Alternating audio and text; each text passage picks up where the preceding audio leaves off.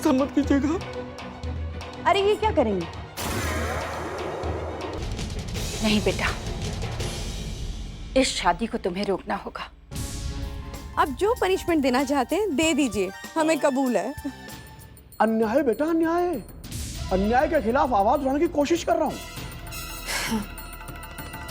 धन्यवाद मामा जी।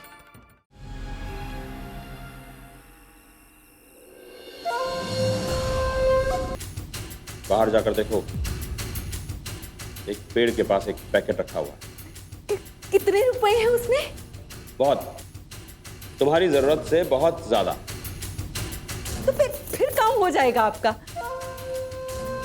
मैं एक बात और पूछना चाह रही थी कि क्या बस यही रुपए मिलेंगे या फिर काम हो जाने के बाद मेरा मतलब है और भी मिलेंगे?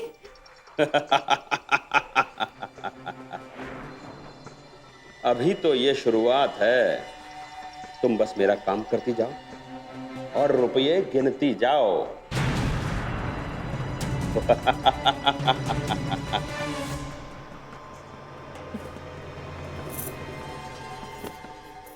भाग्यवान, कहाँ जा रही हो?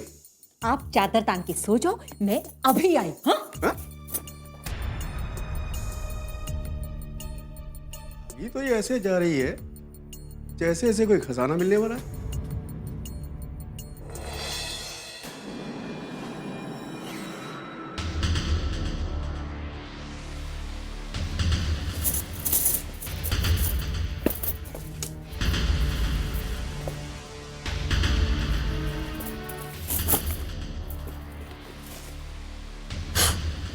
लो जी, आदमी तो सच्चा लग रहा है। कह रहा था पैकेट रख के जाऊंगा, मिल गया पैकेट। भाई भी है, ऊपर वाले। तेरी लीला न्यारी है। जय लक्ष्मी, जय लक्ष्मी। मामी जी, क्या है मामी जी? कुछ नहीं, कुछ नहीं। नहीं मामी जी, कुछ तो है जिसे आप छिपाने की कोशिश कर रही हैं। हेलो, ये तो मेरे भाई ने भेजा है। भाई ने? आपका भाई आए थे, आपसे मिलके नहीं गए? और यहाँ ये पेड़ के नीचे रखा है। अब क्या है ना बहू, बड़ा ही शरारती है। अब बचपन से वो शरारतें करता रहता था मेरे साथ। अब देखो ना, यहाँ रख दिया और फोन करके बता रहा था कि दीदी मैं आपके लिए जो गिफ्ट है, गिफ्ट वो पेड़ के पास रख के जा रहा हूँ। वो ऐसा ही है शुरू से। हाँ, ऐसा ही है।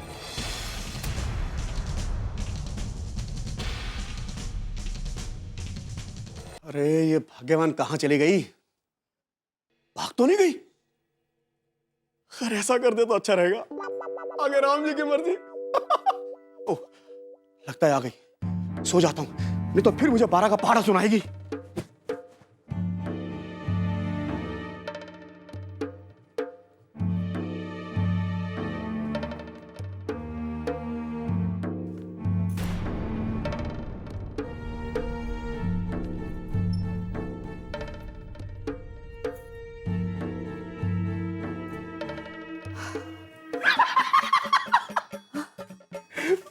भाग्यवान, ये इतने होले होले से क्या कर रही थी? वो मैं कपड़े ठीक कर रही थी, कपड़े। वो पैकेट में रख के कपड़े ठीक कर रही थी। हाँ, कौन सा पैकेट? कैसा पैकेट? भाग्यवान, इसका मतलब ये है कि तुझे कोई ना कोई खजाना अवश्य मिल गया है, तभी झूठ बोल रही है तुम। अब ये कोई वक्त है रात को मुझे परेशान करने का? अब चुप तो सो क्यों नहीं जाते?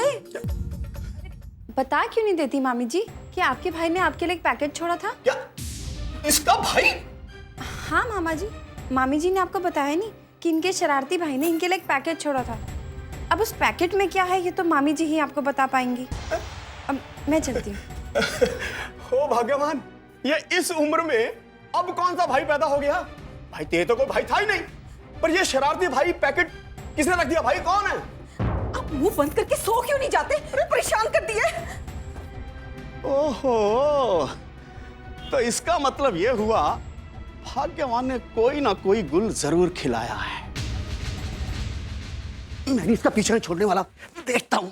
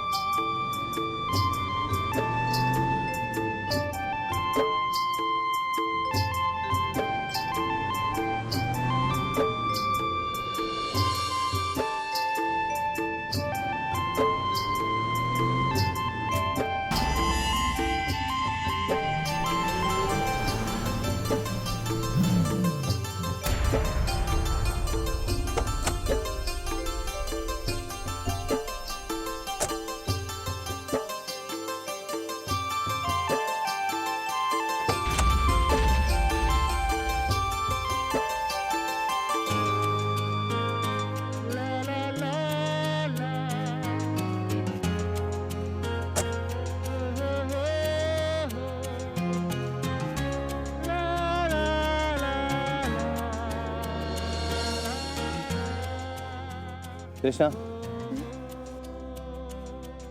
मैं सोच रहा हूँ ये प्यार भी क्या चीज है। एक अजीब सा, एक अलग सा एहसास है। तुम्हें भी ऐसे लगता है? सही कह रहे हो विकास। अब देखो ना, पहले हम एक दूसरे से बिल्कुल अनजान थे और आज एक दूसरे के हो गए। ये सब इस प्यार का ही तो कमाल है। अगर ये प्यार नहीं होता तो फिर कुछ भी नहीं होता।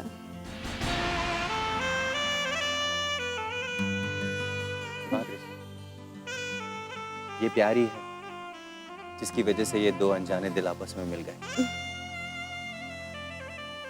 खैर छोड़ो, अपने घर वालों से कब मिलवा रहे हो? घर वालों से नहीं, सिर्फ अपनी माँ से। क्योंकि मेरे घर में सिर्फ मेरी माँ ही। And your dad? कुछ याद ही नहीं। शायद मेरे जन्म के कुछ समय बाद ही। ओह, I'm sorry यार, I'm sorry। कोई बात नहीं, लेकिन मेरी माँ मेरे लिए सब कुछ है। उन्होंने कभी पापा की कमी महसूस ही नहीं होने दी।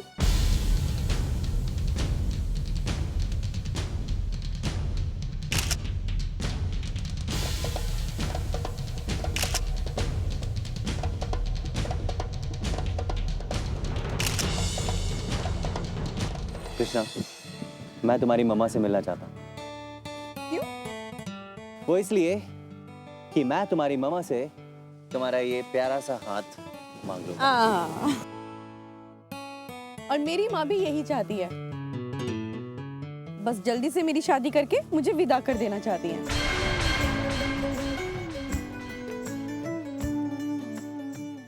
लेकिन एक बात मैं तुम्हें बता दूं, मैं अपनी माँ को छोड़ के कहीं नहीं जाने वाली।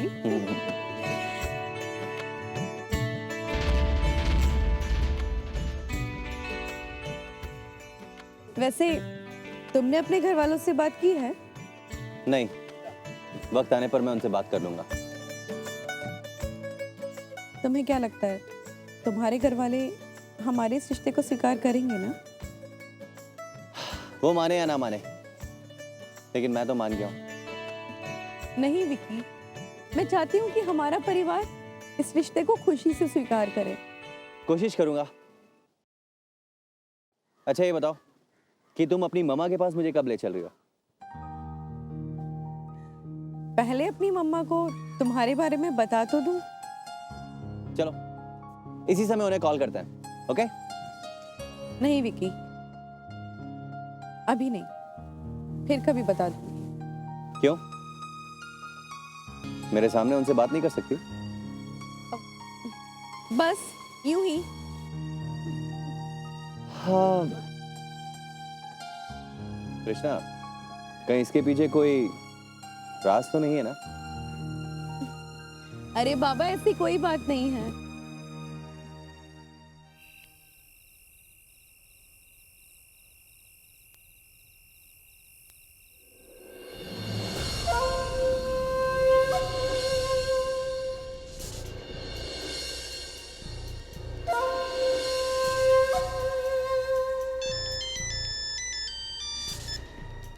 बोलो रॉकी। हाँ बॉस, विकास तो मजनू बन गया है। अरे उस लड़की के बिना एक भी पल जीना मुश्किल हो गया उसका।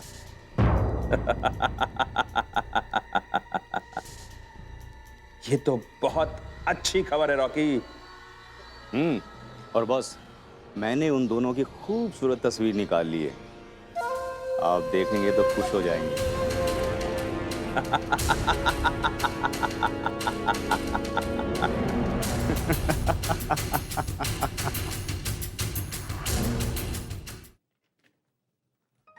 Madam ji, thank you. कैसे कैसे लोग हैं इस दुनिया में। दामोदर सिंह के समधे सुदेश जी ने उन पर इल्जाम लगाया है कि दामोदर सिंह और उनका परिवार अपने बेटे की दूसरी शादी करना चाहते हैं। और मैडम जी, सुदेश जी ने तो पुलिस में एफआईआर भी दर्ज करवा दिया है। ऐसे लोगों का कुछ ईमान धर्म भी होता है कि नहीं?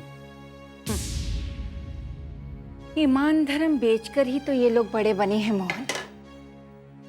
मैडम जी, हमने सुना है कि उसकी एक बेटी भी है, फिर क्यों दूसरी शादी करना चाहते हैं? बेटे की चाह में कुल का चिराग चाहिए उन्हें। पढ़े लिखे लोग भी आज के जमाने में ऐसा सोचते हैं? मैडम जी, मुझे तो विश्वास ही नहीं हो रहा है।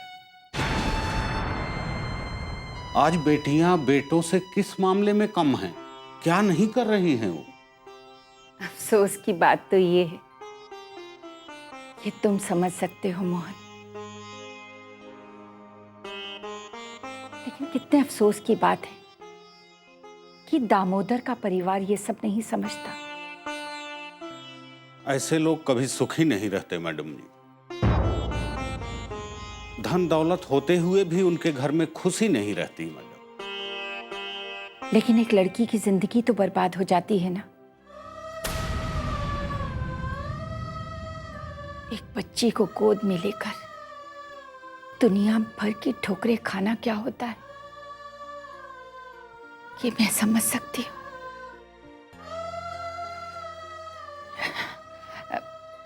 मोहन, मेरे लिए एक कप चाय बनाकर लाओगे? अभी लाता हूं मैडम।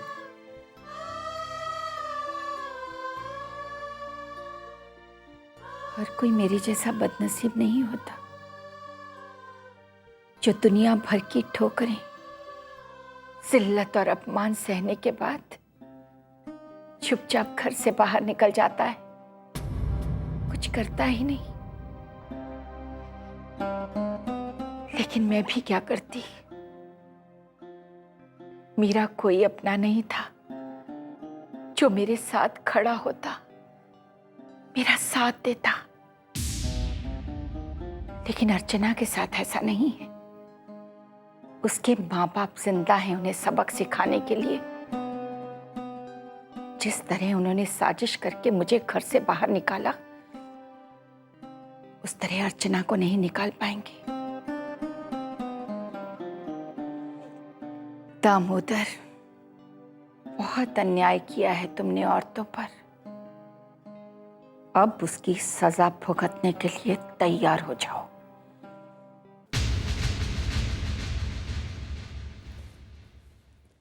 आइए दामोदर जी, आइए।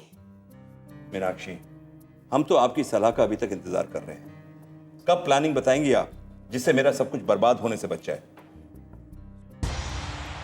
दामोदर जी, मामला हाथ से निकलता जा रहा है।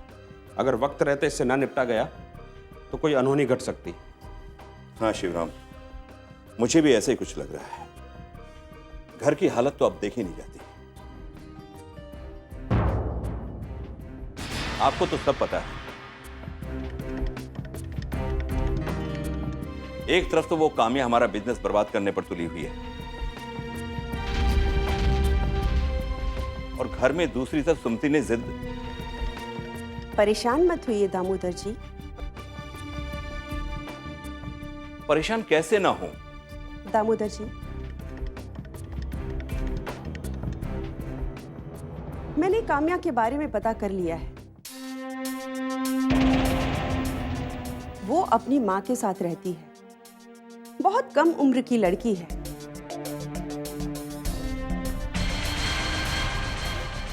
जोश है, जज्बा है। बहुत कम वक्त में बहुत कुछ हासिल करना चाहती है वो।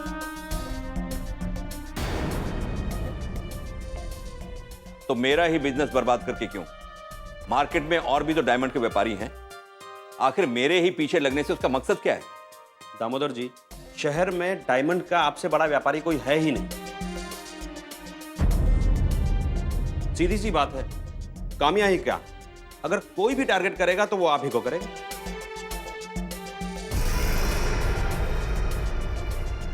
तो हम उसे कैसे टारगेट करें, कैसे रोकें?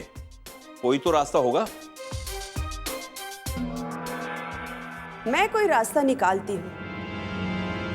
बहुत जल्द ये काम्या नाम का कांटा आपके रास्ते से हट जाएगा। वैसे अनिकेत ने क्या फैसला लिया? अनिकेत एक तरफ तो अपनी मां के प्यार में फंसा है और दूसरी तरफ अर्चना के लिए अपने फर्ज के बीच उलझा हुआ है। और सुमिति तो अब अर्चना पर इतना जोर डालने लगी है कि वो अनिकेत को दूसरी शादी के लिए तैयार करे। तो आपने क्या सोचा? क्या फैसला लिया आपने? मेरा फैसला? अगर मेरे फैसले के बारे में सभी इतना सोचते तो शायद बात इतनी आगे बढ़ती ही नहीं। आप उस घर के मुखिया हैं। अगर आपकी बातों का कोई मतलब नहीं तो घर कैसे चलेगा? तो क्या करूं?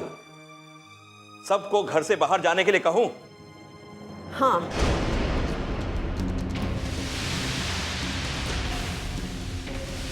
सबसे कहिए आपके घर में वही होगा जो आप चाहते हैं, और जिसे आपकी बात नहीं माननी है वो आपका ये घर छोड़कर जा सकते हैं। ये इतना आसान नहीं है मीनाक्षी।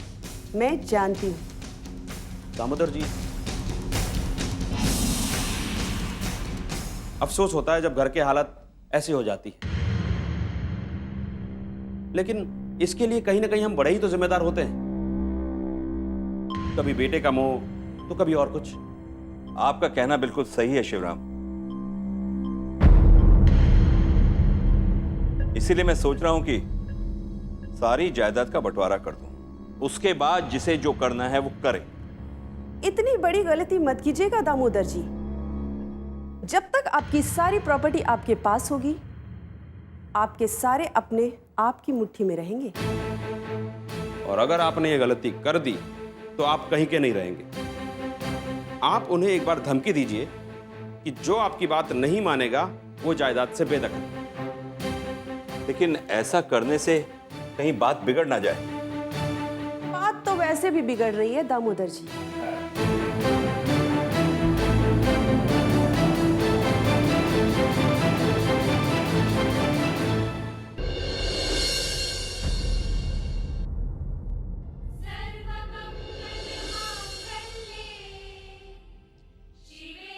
अब तो मुझे बिल्कुल समझ में नहीं आ रहा माता रानी कि मैं आपसे क्या मांगू।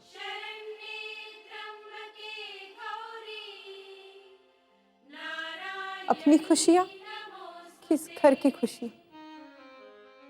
और ये भी समझ में नहीं आ रहा है कि आप मुझे क्या देंगे। मेरी खुशियां तो आप मुझे दे नहीं सकती क्योंकि आपने मुझसे मां बनने का अधिकार ही छीन लिया। क्योंकि लोहा ही लोहे को काटता है। ये तो अभी कुछ भी नहीं है। आगे तो आप सभी को बहुत सी मुसीबतों का सामना करना पड़ेगा। तू हमें सिखाएगी कि हमें क्या करना है? क्या मैं तुम्हारी जीजी की जान ले लूंगा? अभी तो मैं सिर्फ बातों से समझा रही हूँ, बाद में क्या होगा